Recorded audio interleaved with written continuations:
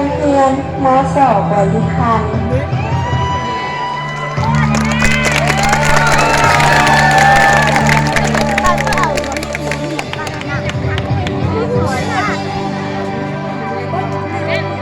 ทางทินดินแดนนี้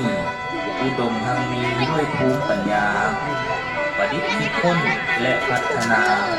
จนเป็นสินค้าส่งออกไปขายจากดินเหนียวนำมาปั้นสร้างในสรรค์เครื่องใช้ได้หลากหลายมีหลายรูปหลายแบบหลายลวดลายเสริมขยายสร้างรายได้ให้ครอบครัวแก่แล้ว สูงแล้วก็ให้จันบุกเจ้นเป็นน้ำก้อน ทางถิ่นดินแดนนี้อุดมหังมีด้วยภูมิปัญญาจากก้อนดิน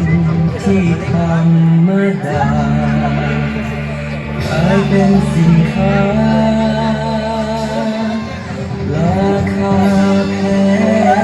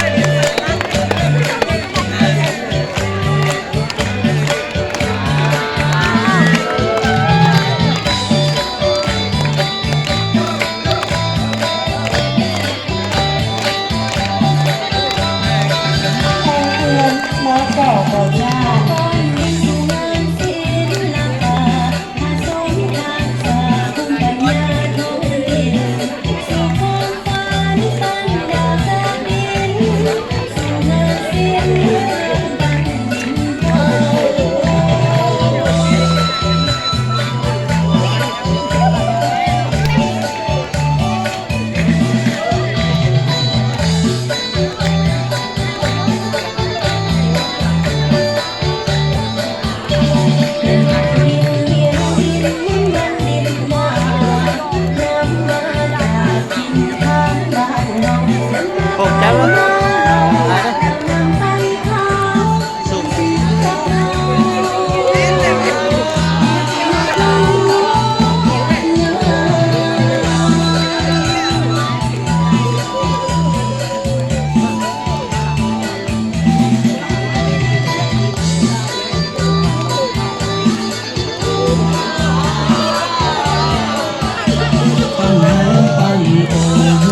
ูง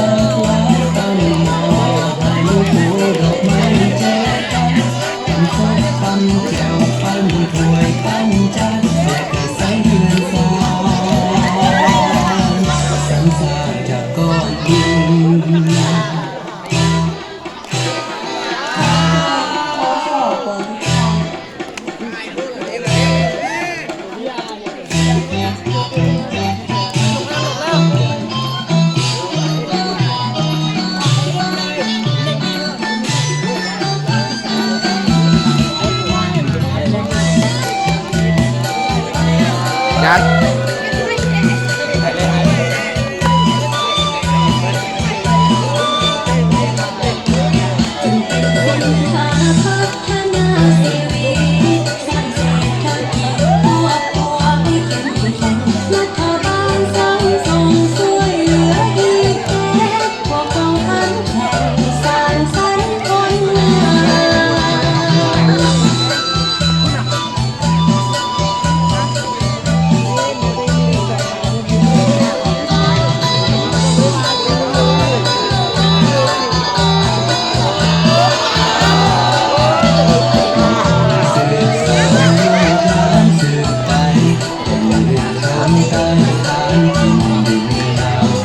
คงมีอยู่